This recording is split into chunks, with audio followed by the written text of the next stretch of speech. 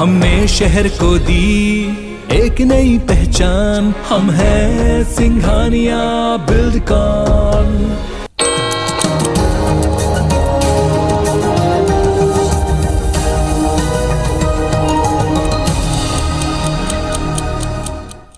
नमस्कार, सुप्रभात, good morning. आप देख रहे हैं IBC 24। सुबह 7 बजने को है। 7 की बड़ी बात में आप सभी का स्वागत है और इस बुलेटिन की शुरुआत करेंगे इस वक्त की एक अहम खबर से। रूस यूक्रेन तनाव के बीच भारत के लिए राहत खबर है। यूक्रेन से भारतीय स्टूडेंट्स की वतन वापसी हुई है। देर रात 11:30 बजे यूक्रेन से पहली फ्लाइट आई है। एयर इंडिया की फ्लाइट से 242 स्टूडेंट्स दिल्ली लौटे हैं। मध्य प्रदेश और छत्तीसगढ़ के स्टूडेंट्स भी इसमें शामिल हैं। इंदौर की आयुषी जैन और भोपाल के हर्षित शर्मा दिल्ली पहुंचे हैं। आज दोनों स्टूडेंट्स शताब्दी एक्सप्रेस से दिल्ली से भोपाल के लिए रवाना होंगे। तो 24 और 26 फरवरी को 2 फ्लाइट फिर से छात्रों को लेकर आएगी। तो राहत की खबर भारत के स्टूडेंट्स को लेकर कल रात को 11:30 बजे एक फ्लाइट पहुंची है यूक्रेन से, जहां पर मध्य प्रदेश और छत्तीसगढ़ के छात्र भी इसमें शामिल हैं। तो आज दिल्ली से छात्र अपने गंतव्य के लिए रवाना होंगे।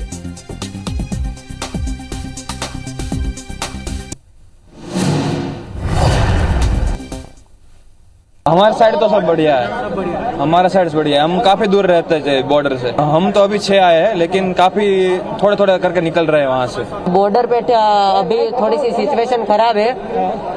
अंदर का तो पता नहीं है, क्योंकि 2-3 दिन से फ्लाइट में थे। वैसे तो बिल्कुल नॉर्मल है, कुछ ऐसा पैनिक वाली बात नहीं है, लेकिन थोड़ा न्यूज़िया ने इसको हाइप अप कर रखा है। बाकी सब ठीक है। पूरा सिक्योरिटी के साथ आया। कोविड की प्रिकॉशन भी पूरा सही था। काफी पेरेंट्स पैनिक थे, काफी स्ट्रेस्ड आउट थे कि क्या सिचुएशन चल रही है। सो इट वाज बेटर कि हम वापस आ गए। पेरेंट्स काफी टेंशन में थे, काफी बोले थे कि जल्दी से जल्दी आओ, जितना जल्दी हो सकता है। जितना जल्दी हो सके एज ए स्टूडेंट आ जाना चाहिए। बाकी फिर ऑनलाइन अगर स्टडी चलती तो ठीक, वरना फिर फ्यूचर का तो जो वापस आके कैसा लग रहा है अपने देश में? बहुत रिलीफ, बहुत ज्यादा रिलीफ। तो यूक्रेन और रूस विवाद के बीच अमेरिका अब एक्शन में आ गया है। अमेरिकी राष्ट्रपति जो बाइडेन ने रूस पर नए प्रतिबंध लगाने और आर्थिक मदद रोकने का ऐलान किया है। बाइडेन ने राष्ट्र को संबोधित किया। 2 रूसी वित्तीय संस्थानों में प्रतिबंध लगाने का ऐलान करते हुए बाइडेन ने कहा कि रूस पश्चिमी देशों के साथ और व्यापार नहीं कर पाएगा। हमारे पास कई कदम हैं जो उठाए जाने हैं। रूस को पश्चिमी देशों से मिलने वाली सहायता पर भी रोक लगाई जाएगी। उन्होंने कहा कि हम स्थिति का आकलन कर रहे हैं। हमारी तरफ से रक्षात्मक कदम उठाए जा रहे हैं। रूस की ओर से अंतर्राष्ट्रीय कानून का लगातार उल्लंघन किया जा रहा है। यूक्रेन की सीमा पर रूसी सेना का जमावड़ा है। रूस के साथ जंग का हमारा इरादा नहीं, हमारी नज़र रूस के अगले कदम पर है। उन्होंने ये भी साफ किया कि अमेरिका यूक्रेन को हथियारों की आपूर्ति जारी रखेगा। बाइडेन ने कहा कि यूक्रेन के राष्ट्रपति के साथ हमारी लगातार बात हो रही है। हम रूस और यूक्रेन के बीच विवाद सुलझाने की कोशिश कर रहे हैं। हम युद्ध टालने के प्रयास कर रहे हैं। रूस और यूक्रेन के बीच विवाद सुलझाने की कोशिश लगातार जारी रहेगी। उन्होंने कहा कि नाटो सहयोगियों की एक इंच जमीन की सुरक्षा के लिए अमेरिका प्रतिबद्ध है।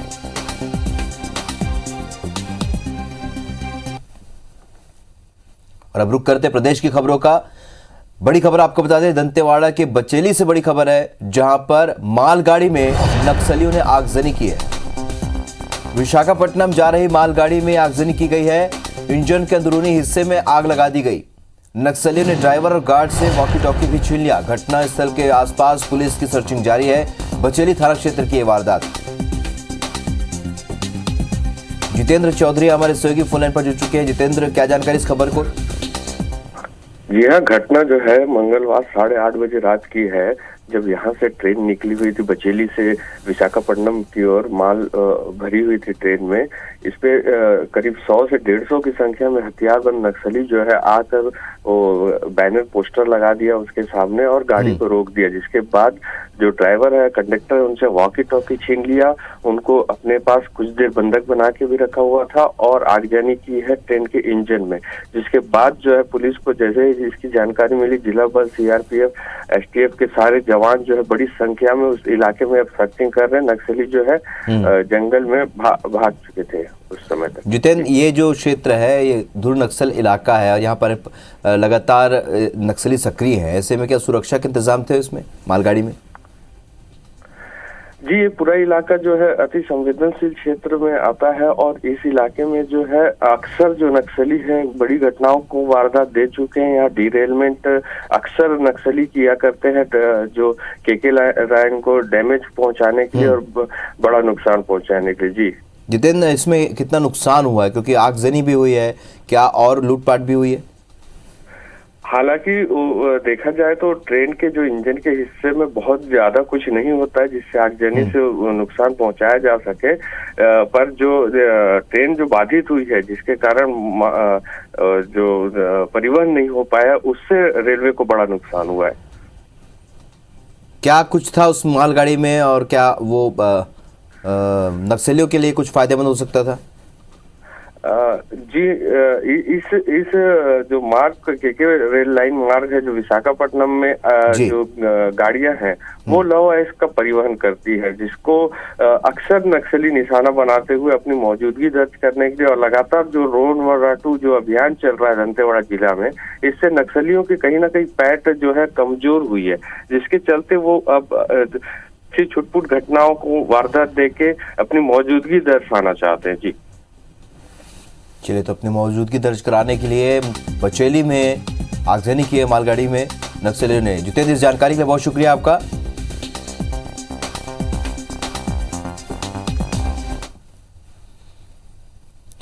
बढ़ते आगे और बात करेंगे यूपी के अग्निपथ की।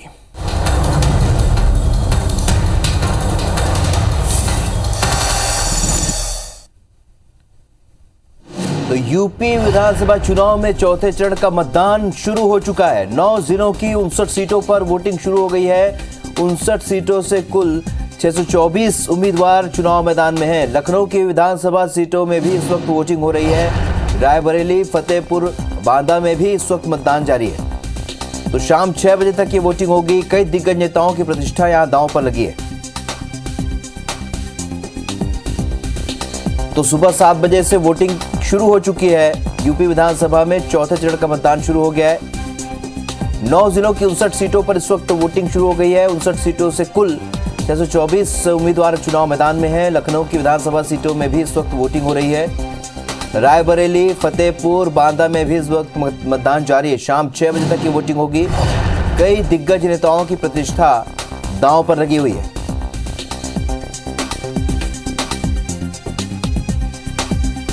तो उत्तर प्रदेश की आज प्रमुख विधानसभा सीटों पर, जिसमें लखनऊ भी शामिल है, यहाँ वोटिंग शुरू हो चुकी है। 59 सीट जिनमें 624 उम्मीदवार हैं। तो सुबह 7 बजे से वोटिंग शुरू हुई। शाम को 6 बजे तक ये वोटिंग जारी रहेगी। रुक करेंगे एक और अहम खबर का। 5वें चरण के रण में सीएम भूपेश बघेल अब प्रतापगढ़ में चुनावी सभा करेंगे। 12:30 बजे चुनावी सभा करेंगे। उसके अलावा मदाफरपुर बाजार में भी जनसभा को संबोधित करेंगे। 2:20 पर रानीगंज बाजार में जनसभा को संबोधित करेंगे। शाम 6 बजे गोरखपुर के स्थानीय कार्यक्रम में शामिल होंगे। तो सीनियर ऑब्जर्वर बनाए जाने के बाद लगातार एक्शन में है छत्तीसगढ़ के मुख्यमंत्री भूपेश बघेल। दौरा लगातार कर रहे हैं, लोगों से मुलाकात कर रहे हैं, जनसभाएं कर रहे हैं। आज भी 5वें चरण में यूपी के प्रतापगढ़ में चुनावी सभा करेंगे। इसके बाद 12:30 बजे और मदाफरपुर बाजार में जनसभा को संबोधित करेंगे। 2:20 पर रानीगंज बाजार में जनसभा करेंगे और शाम 6 बजे गोरखपुर के स्थानीय कार्यक्रम में शामिल होंगे। बीजेपी नेता रीता बहुगुणा जोशी के बेटे मयंक जोशी मंगलवार की रात अखिलेश यादव से क्या मिले, सियासी गलियारों में हलचल तेज हो गई। लंबे समय तक कांग्रेस की कद्दावर नेता रही रीता बहुगुणा जोशी फिलहाल बीजेपी में इलाहाबाद की सांसद है, लेकिन पुत्र मोह के कारण अब बीजेपी के लिए परेशानी खड़ी कर सकती है। मंगलवार की रात अखिलेश यादव ने अपने ट्विटर अकाउंट से मयंक से हुई मुलाकात की एक तस्वीर पोस्ट की है, जिसमें अखिलेश ने लिखा है, ये एक शिष्टाचार मुलाकात है। मयंक और अखिलेश की शिष्टाचार वाली मुलाकात को पोस्ट करने का मतलब सभी को समझ में आ रहा है। रीता बहुगुणा जोशी पहले ही कह चुकी है कि राजनीति उन्हें रास नहीं आ रही। यदि मेरे पुत्र को बीजेपी लखनऊ कैंट से प्रत्याशी बना देती है तो अच्छा रहेगा। बीजेपी के दिग्गजों को ये बात समझ में नहीं आई और शायद रीता ने इसी नाराजगी को जाहिर इस तरह से किया है। बता दें कि पहाड़ के लाखों लोग लखनऊ में रहते हैं और इसका असर लखनऊ की 9 सीटों पर पड़ सकता है। दरअसल रीता बहुगुणा जोशी पिता हेमवती नंदन बहुगुणा खुद कांग्रेस से बड़े नेता हैं और केंद्रीय मंत्री और यूपी के सीएम भी रह चुके हैं। अब हो सकता है कि रीता बहुगुणा जोशी बगावत के मूड में हो, लेकिन असली नतीजा तो 10 मार्च को ही आएगा।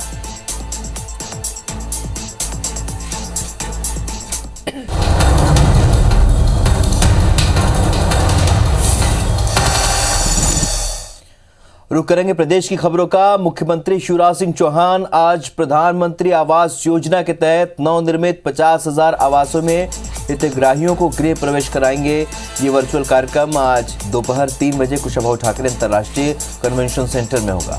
कार्यक्रम को नगरीय विकास एवं आवास मंत्री भूपेंद्र सिंह और राज्य मंत्री ओपीएस भदौरिया भी संबोधित करेंगे। बता दें कि आवास 1,925 करोड़ रुपए की लागत से बनाए गए हैं।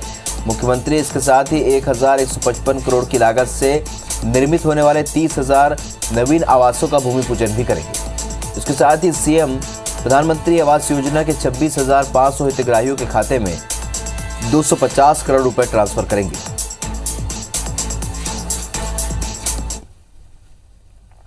इधर मध्य प्रदेश के पूर्व मुख्यमंत्री और पीसीसी चीफ कमलनाथ आज केंद्रीय मंत्री ज्योतिरादित्य सिंधिया के प्रभाव वाले चंबल क्षेत्र के दौरे पर जा रहे हैं। चंबल के भिंड में कमलनाथ मंडलम सेक्टर कमेटियों की बैठक करने के अलावा भिंड में ही बड़ी जनसभा को संबोधित करेंगे। कमलनाथ ने हाल ही में यह दावा किया था कि अगले विधानसभा चुनाव से पहले कांग्रेस का फोकस बीजेपी के बड़े चेहरों पर है। कमलनाथ ने भी दावा किया था कि कांग्रेस बीजेपी के दिग्गजों को उनके ही क्षेत्र में घेरेगी, लिहाजा ये काम भी कांग्रेस ने अब शुरू कर दिया है।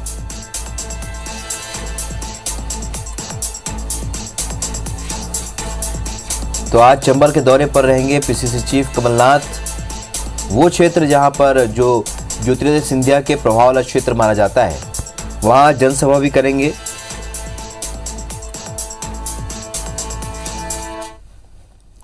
कांग्रेस के वहाँ पर है और भिंड एक की पॉइंट है पूरे ग्वालियर चंबल का।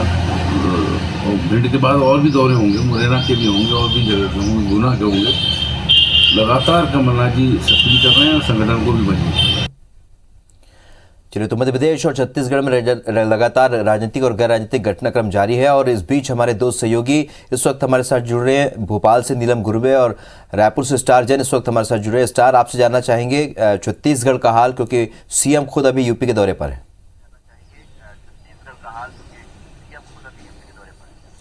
देखिए, छत्तीसगढ़ की बात कर ले तो यहाँ से विशेष राजनीतिक रूप से खबरों की बात करें तो मुख्यमंत्री भूपेश बघेल का दौरा है।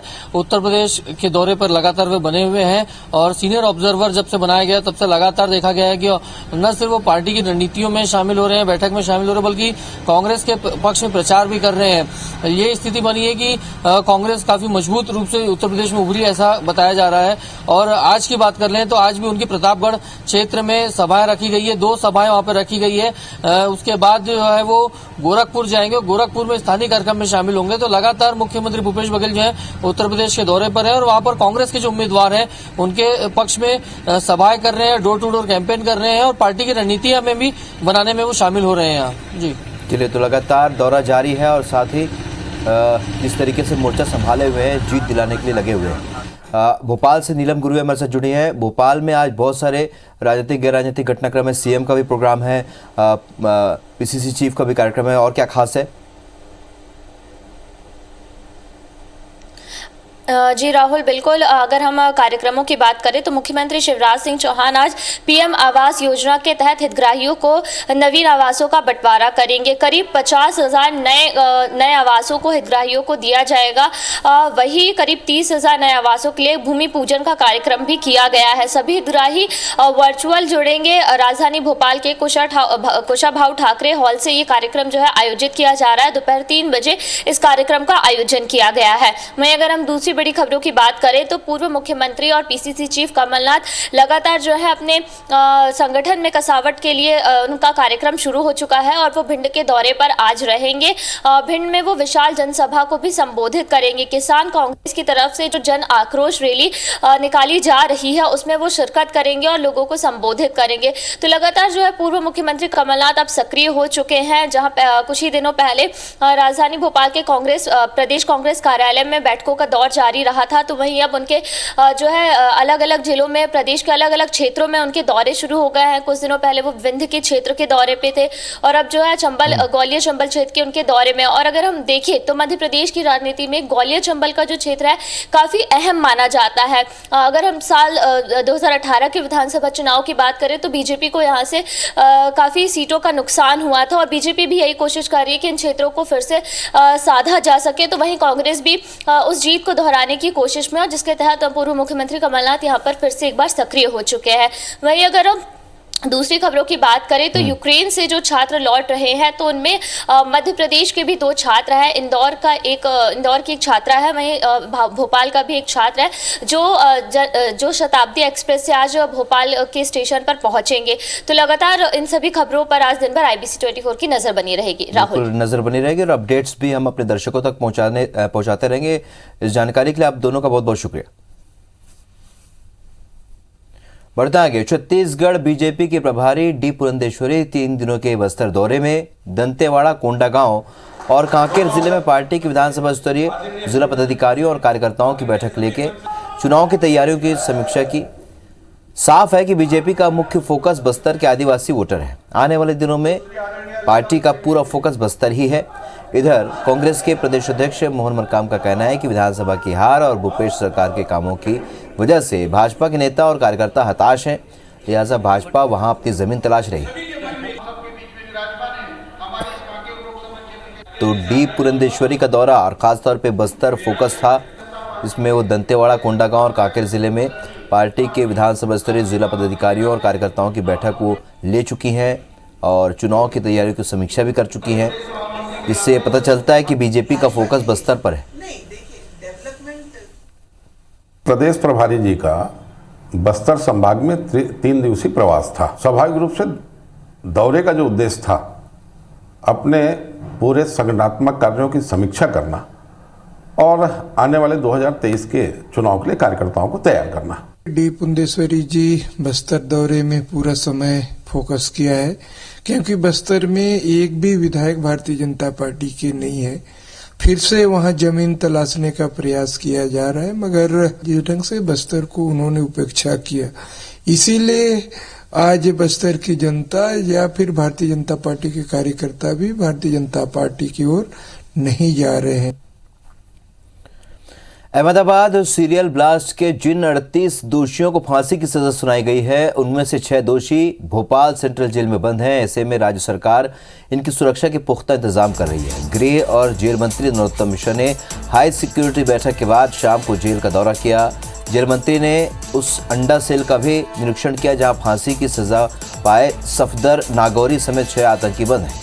इस दौरान उन्होंने कहा कि सिमी आतंकियों को लेकर विशेष प्लान तैयार किया गया है। समीक्षा के लिए एडीजी जेल गाजीराम मीणा की अध्यक्षता में कमेटी भी गठित की गई है। वहीं भोपाल पुलिस कमिश्नर मकरंद देउस्कर ने कहा है कि जेल बाउंड्री के आसपास भोपाल पुलिस गश्त देगी।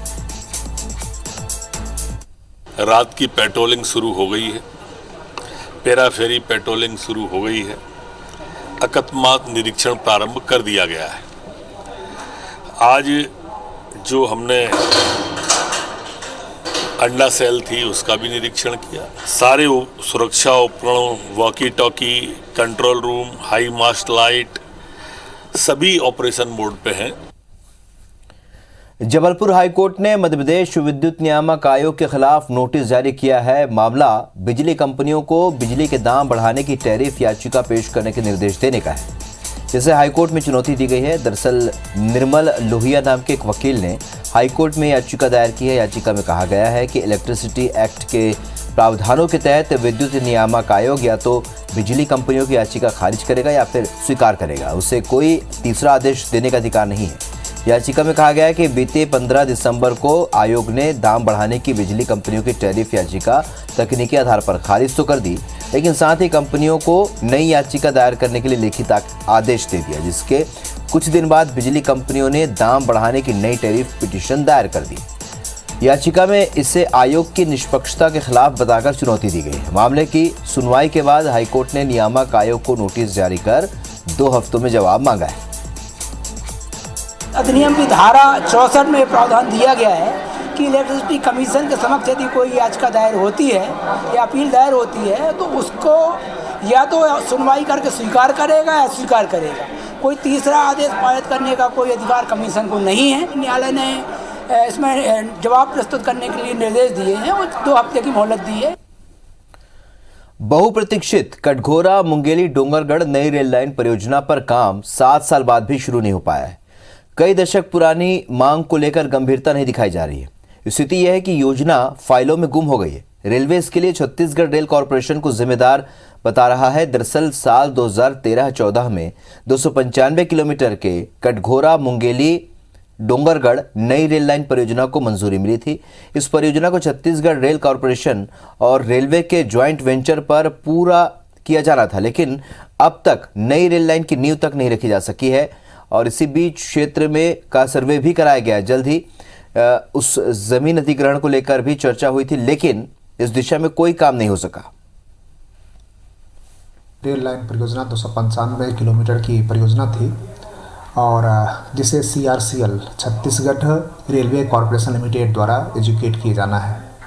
ये 2013-14 में यह सैंक्शन हुआ था और इस पर CRCL ही कार्य कर रही है और इसके बारे में CRCL ही ब्रीफ कर पाएगी कि कितना काम हुआ है। रायपुर में खालसा स्कूल के पास ऑक्सीजन जोन के सामने बन रहे नंद कुमार पटेल स्मृति स्थल में तोड़फोड़ का मामला गर्माता जा रहा है। बीते दिनों यहां पर चल रहे निर्माण कार्य में किसी ने तोड़फोड़ की है। घटना के बाद स्मृति स्थल का निर्माण कर रहे स्मार्ट सिटी के अफसरों ने ठेकेदार को FIR कराने के निर्देश दिए, जिसके बाद ठेकेदार ने सिविल लाइन थाने में इसकी शिकायत की है। शिकायत के आधार पर पुलिस आसपास के CCTV फुटेज खंगाल रही है। इधर प्रदेश कांग्रेस ने भी घटना की निंदा करते हुए तोड़फोड़ करने वालों पर FIR दर्ज कर कड़ी कार्रवाई की मांग की है। ऑक्सीजोन के सामने खालसा स्कूल के समीप बंद है शहीद नंद कुमार पटेल स्मृति स्थल के में तोड़फोड़ किया जाना निश्चित तौर पर निंदनीय है। कांग्रेस पार्टी इस घटना से बहुत ज़्यादा आहत है। हम पुलिस प्रशासन और नगर निगम प्रशासन से मांग करते हैं कि इस घटना के जो लोग भी दोषी हैं उनके खिलाफ कड़ी से कड़ी कार्रवाई की जाए। रायपुर पुलिस ने करोड़ों रुपए की ठगी करने वाले चिटफंड कंपनी के 2 डायरेक्टर्स को गिरफ्तार किया है। मिली जानकारी के मुताबिक थाना आजाद चौक के मुकुट नगर स्थित अक्षत रेसिडेंसी में सनशाइन इंफ्राबिल्ड कॉर्पोरेशन लिमिटेड नामक चिटफंड कंपनी का कार्यालय खोला था। आरोपी भिंड मध्य प्रदेश निवासी सुरेंद्र सिंह, धर्म सिंह कुशवाहा और वकील सिंह कंपनी के डायरेक्टर थे। इन डायरेक्टरों द्वारा पीड़ितों को लुभावनी स्कीम का झांसा देकर करोड़ों रुपए निवेश करवाकर आरोपी पीड़ितों को रकम वापस न करके साल 2019 में चिटफंड कंपनी को बंद करके फरार हो गए थे, जिसके बाद कंपनी के दोनों आरोपियों के खिलाफ रायपुर के आजाद चौक थाना सहित छत्तीसगढ़ के अन्य जिलों में भी ठगी के मामले दर्ज थे। और इसी बीच कोरबा पुलिस ने दोनों डायरेक्टर्स को गिरफ्तार कर जेल में बंद किया था, जिनका प्रोडक्शन वारंट लेकर रायपुर पुलिस ने कोर्ट में विधिवत गिरफ्तार किया। इसमें 420 और चिटफंड के तहत मामला चल रहा था। इसमें कोरबा पुलिस ने धर्म सिंह कुशवाहा और सुरेंद्र बघेल, इन दोनों जो भिंड के निवासी थे, उनको अपने यहाँ गिरफ्तार किया था, जिसकी सूचना मिलने पर माननीय न्यायालय से इसमें प्रोडक्शन रिमांड तहत उनको थाना आजाद चौक में लाया गया है और उनकी गिरफ्तारी कर जुडिशियल रिमांड भेजा जा रहा है। तो सुबह 7 बजे की खबरों में फिलहाल इतना ही, लेकिन आगे देखिए छत्तीसगढ़ बुलेटिन। हमारे बारे हम कोच। नमस्कार।